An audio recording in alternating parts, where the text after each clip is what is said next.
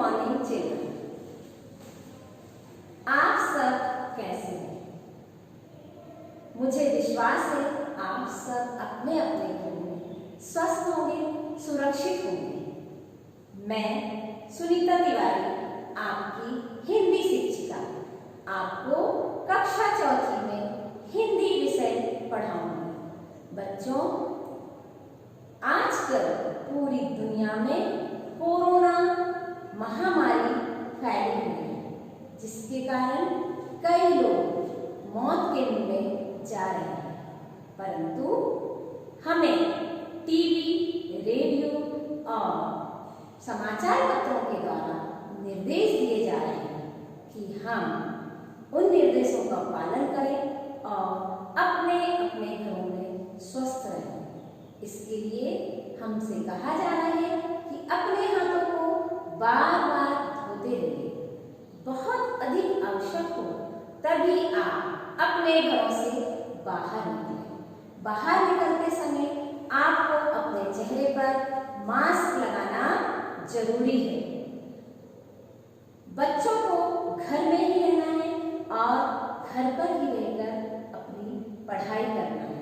बच्चों, आप कक्षा तीसरी से पास होकर कक्षा चौथी में आ गए हैं। इसके लिए मैं आपको बहुत बहुत बधाई देती हूँ। तो चलिए हम अपने कक्षा तीसरी का पूर्व ज्ञान के आधार पर संज्ञा को सीखेंगे। संज्ञा किसी व्यक्ति, वस्तु, जाति, स्थान के नाम को संज्ञा कहते हैं। जैसे कि व्यक्ति में किसी का भी नाम हो सकता है, आपका भी और मेरा भी। जैसे आपका नाम राम। वस्तु, कोई भी वस्तु जो आपके आसपास दिखाई दे रही है, जैसे पंखा, कुर्सी, टेबल आदि। बच्चों, आप यहाँ पर अब संज्ञा की परिभाषा देखिए।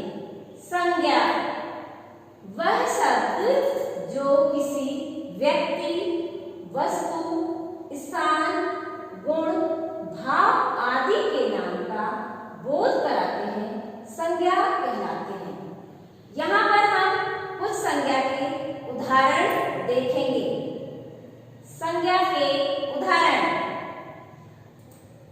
जैसे रमेश, रिया, ये किसी के नाम हैं, किसी व्यक्ति के नाम हैं। कुर्सी, चम्मच वस्तु के नाम है। मुंबई, अहमदाबाद शहर के नाम है। हंसना, रोना ये हमारे गुण और भाव हैं। अब हम आते हैं संज्ञा के भेद पर। संज्ञा के 3 भेद होते हैं। नंबर 1 व्यक्तिवाचक संज्ञा। नंबर 2 जातिवाचक संज्ञा। नंबर 3 भाववाचक संज्ञा। तो बच्चे मेरे पीछे दोहराइए। व्यक्तिवाचक संज्ञा, जातिवाचक संज्ञा, भाववाचक संज्ञा। अब हम व्यक्तिवाचक संज्ञा को सीखेंगे। व्यक्तिवाचक संज्ञा, जैसे कि इसके नाम से ही स्पष्ट है कि इसमें किसी विशेष व्यक्ति, प्राणी, वस्तु अथवा स्थान की जानकारी देने के लिए जिस नाम का प्रयोग होता है उसे व्यक्तिवाचक संज्ञा कहते हैं। एक बार और मेरे पीछे दोहराएंगे। व्यक्तिवाचक संज्ञा केवल एक विशेष व्यक्ति, प्राणी, वस्तु अथवा स्थान की जानकारी देने के लिए जिस नाम का प्रयोग होता है उसे व्यक्तिवाचक संज्ञा कहते हैं। इसके उदाहरण देखिए। विशेष व्यक्ति में सुभाष चंद्र बोस जी, श्री नरेंद्र मोदी जी। वस्तु चम्मच, स्थान पुणे और बिल्ली एक प्राणी का नाम है। तो आप समझ गए ना, व्यक्तिवाचक संज्ञा हमेशा एक वचन में होती है। चलिए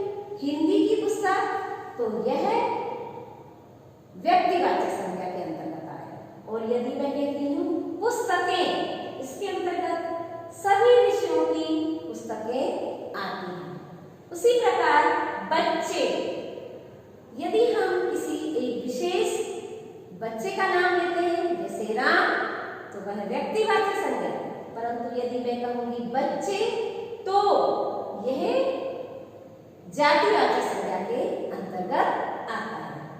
गाय, इसमें सारी गायों को हम देख सकते हैं, परंतु यदि हम विशेष गाय बोले श्यामा को तो ये कौन से इसमें आएगा?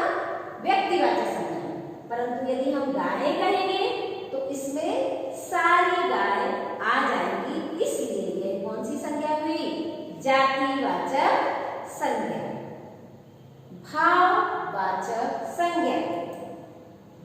परिभाषा: जिस संज्ञा शब्द से संपूर्ण पदार्थों की अवस्था, गुण दोष, धर्म आदि का बोध हो उसे भाववाचक संज्ञा कहते हैं।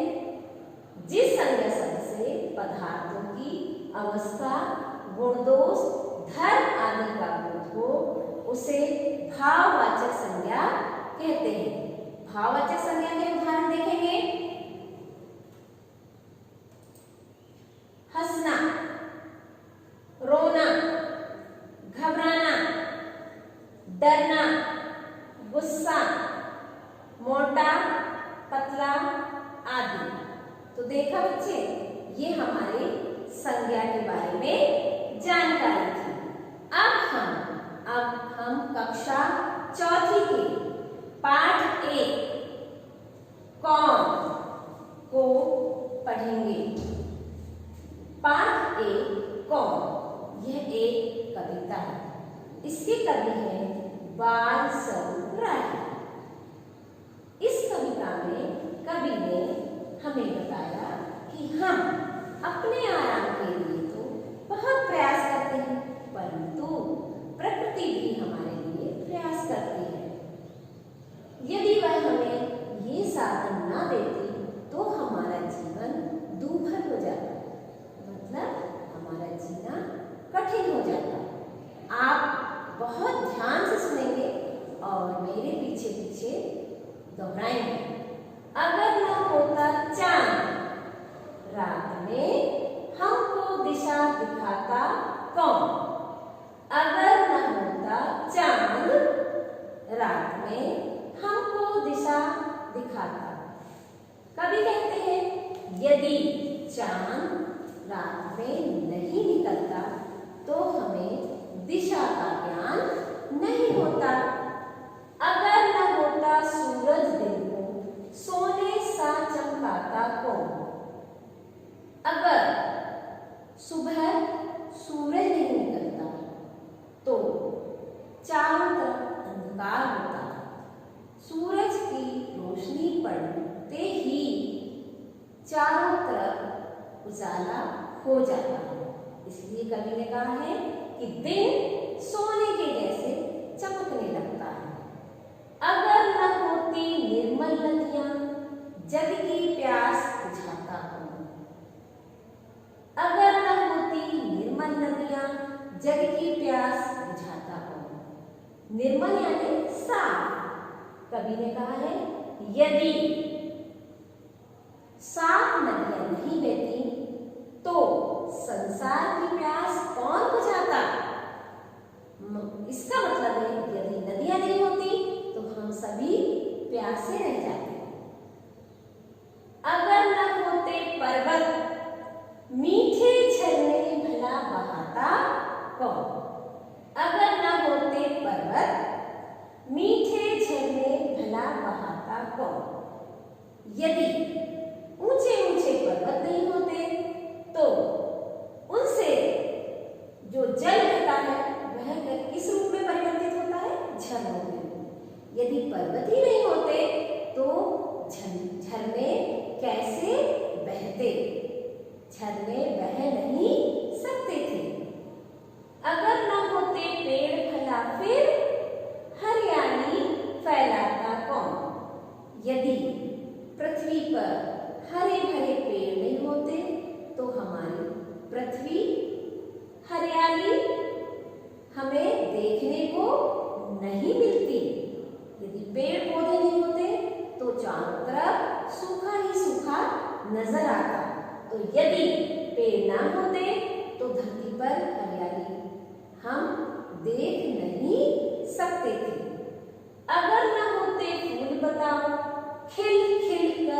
मुस्काता कौन? यदि बगीचे में रंग बिरंगे फूल नहीं खिलते तो हम मुस्कुराना कैसे सीखते हैं? जब हम बगीचे में जाते हैं, सुंदर सुंदर फूलों को देखकर हमारे चेहरे पर मुस्कुराहट आ जाती है। तो फूलों का होना भी बहुत जरूरी है। अगर न होते बादल नभ में, अगर न होते बादल नभ में, इंद्रधनुष रच पाता कौन? इसमें कवि ने कहा है यदि बादल ही नहीं होते आकाश में तो इंद्रधनुष की रचना संभव नहीं थी। आपने देखा होगा काले काले बादलों से जब बारिश होती है और उसके बाद जब धूप निकलती है तो हमें आसमान में एक बहुत सुंदर आकृति दिखाई देती है, जिसे कि हम इंद्रधनुष कहते हैं। इस इंद्रधनुष में 7 रंग होते हैं। तो इंद्रधनुष हमें तभी दिखाई देता है। अगर ना होते हम तो बोलो, ये सब प्रश्न उठाता हूँ। अगर आप और हम नहीं होते तो ये सारे प्रश्न कौन उठाता? ये सवाल हम उठा नहीं सकते थे। तो बच्चों, अब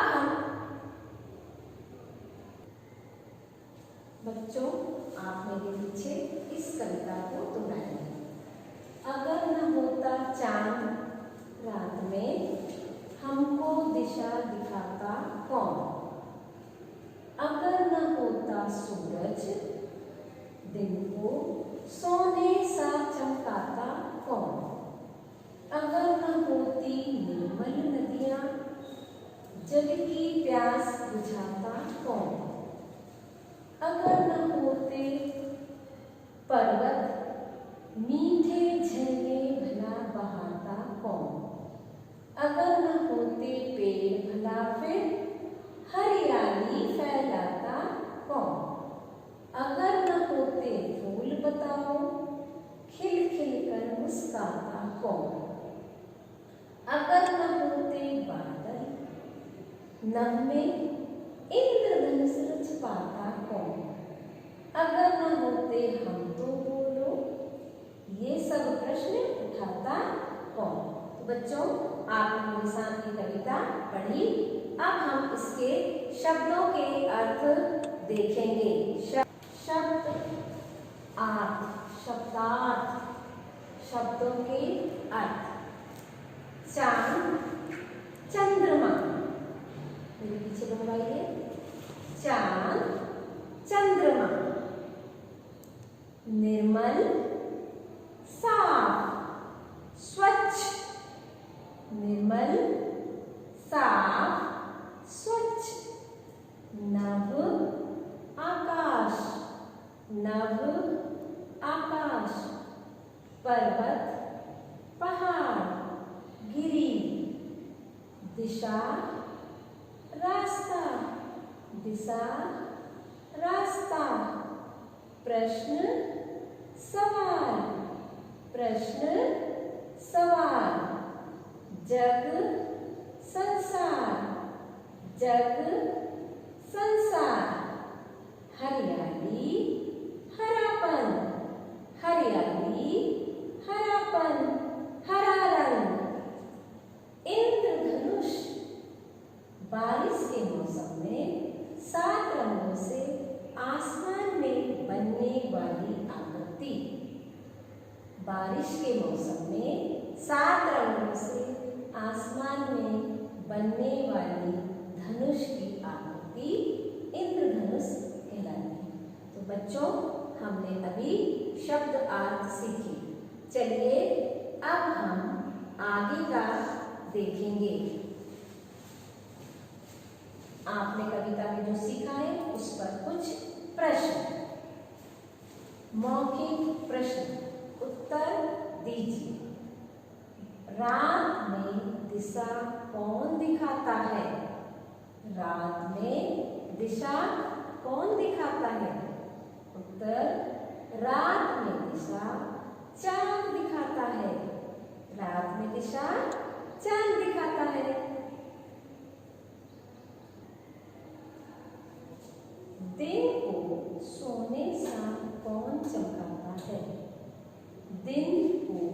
सोने सा कौन चमकाता है? उत्तर, दिन को सोने सा सूरज चमकाता है। दिन को सोने सा सूरज चमकाता है। नदियाँ क्या काम करती हैं? नदियाँ क्या काम करती हैं? उत्तर, नदियाँ संसार की प्यास बुझाने का काम करती हैं। मेरे पीछे दोहराइए। नदियाँ संसार की प्यास बुझाने का काम करती हैं। झरने कहाँ से निकलते हैं? अभी आपने कविता में देखा ना, चित्र में, झरने पर्वतों से निकलते हैं। उसमें चित्र द्वारा समझाया गया था कि झरने पर्वतों से निकलते हैं। झरनों के पानी का स्वाद कैसा होता है? झरनों के पानी का स्वाद मीठा होता है। तो बच्चों, हमने ये आज अपने मौखिक प्रश्न सीखे। अब हम चलेंगे आगे के प्रश्नों पर। तो देखिए, कविता की पंक्तियां पूरी कीजिए। आपने कविता सीखी ना।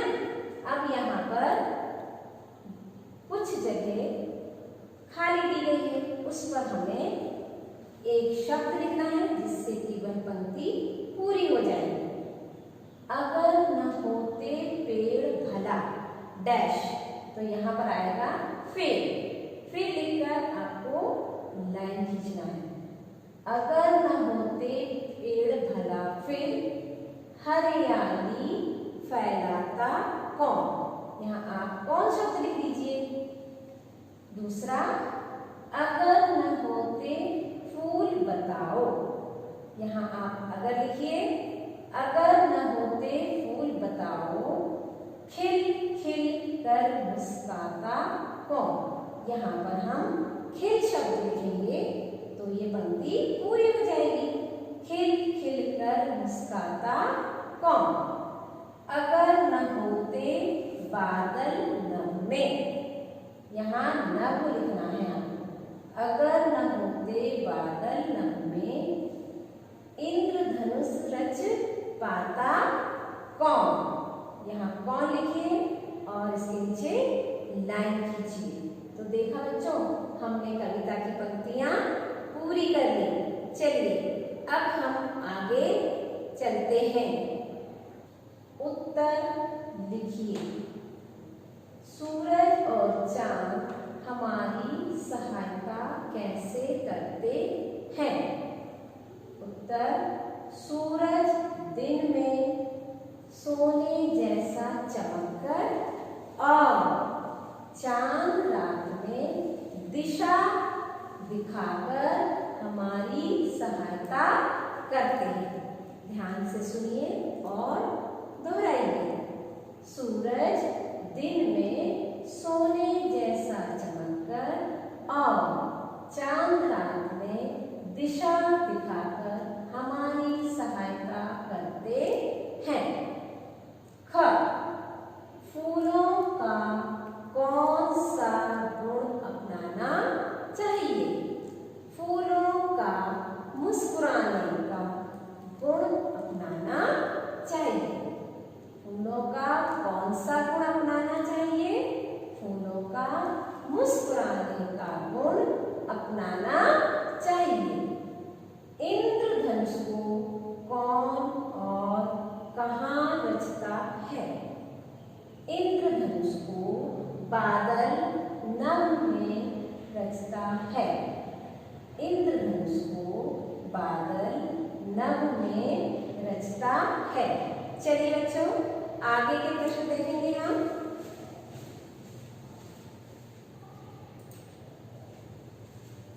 इस कविता के रचनाकार का क्या नाम है? इस कविता के रचनाकार का नाम बाल स्वरूप राही है। इसके कवि का नाम क्या है? बाल स्वरूप राही। अगर होता? उत्तर, अगर पर्वत न होते तो झरने बह नहीं सकते थे। अगर पर्वत न होते तो झरने बह नहीं सकते थे।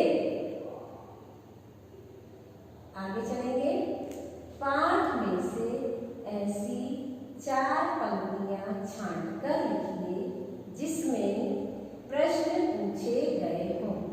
बच्चों, आपने देखा होगा कि ये जो चिन्ह है वो क्या है? प्रश्नवाचक चिन्ह। और हमें अपनी पाठ्य पुस्तक में से कविता की उन लाइनों को लिखना है जहां पर कि प्रश्नवाचक चिन्ह का प्रयोग किया गया हो। पहला, जग की प्यास बुझाता कौन?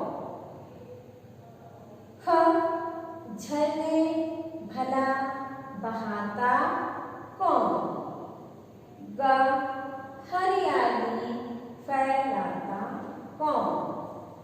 घ, इंद्रधनुष रच पाता कौन? तो ये बच्चों, आपने कविता की पंक्तियां जहां प्रश्नवाचक चिन्ह था वह छांटकर यहाँ पर लिखी है। आगे चलते हैं। क्या, कौन, कहाँ, क्यों और कब शब्दों का केवल एक बार क्रम से प्रयोग करके नीचे दिए गए वाक्यों को प्रश्नवाचक वाक्य में बदलिए। प्रश्नवाचक वाक्य में बदलते समय हमें इन शब्दों का प्रयोग करना है, परंतु यहाँ पर क्रम से करना है। क्रम से मतलब एक के बाद एक शब्द को लेना है और उससे हमें प्रश्नवाचक वाक्य बनाना है। क, आज पानी बरसेगा? प्रश्न बनेगा, क्या आज पानी बरसेगा? और अंत में आप प्रश्नवाचक चिन्ह लगाएंगे। अमन रो रहा है। प्रश्न बनेगा, कौन रो रहा है? कल स्कूल जाना है। प्रश्न बनेगा, कल कहाँ जाना है? वह बाजार फल लेने आया है। प्रश्न बनेगा, वह बाजार क्यों आया है? दादाजी कल आए थे। दादाजी कब आए थे? आपने देखा, ये हमने क्रम से प्रश्नवाचक शब्दों का प्रयोग करके ये प्रश्न बनाए हैं। अब हम आगे देखते हैं। चित्र पहचानिए तथा इनके दो समानार्थी शब्द लिखिए। यहाँ पर आपको चित्र देखना है और समानार्थी शब्द लिखना है। चांद, चांद, चंद्रमा, चांद, चंद्रमा। बादल, मेघ, बादल, मेघ। पुष्प, फूल, पुष्प, फूल। पेड़, तरुण, पेड़, तरुण। सूरज, सूर्य, सूर्य, सूरज। पर्वत, पहाड़, पर्वत, पहाड़। बच्चों, हमने ये अपने समानार्थी शब्द देखे हैं। अब आपको एक कविता को याद करना है और कंठस्थ करने के बाद इसके अभ्यास कार्य को याद कर करके अपनी रफ कॉपी में लिखना है। और आप सभी का यह गृह कार्य है। घर में रहिए, स्वस्थ रहिए, धन्यवाद।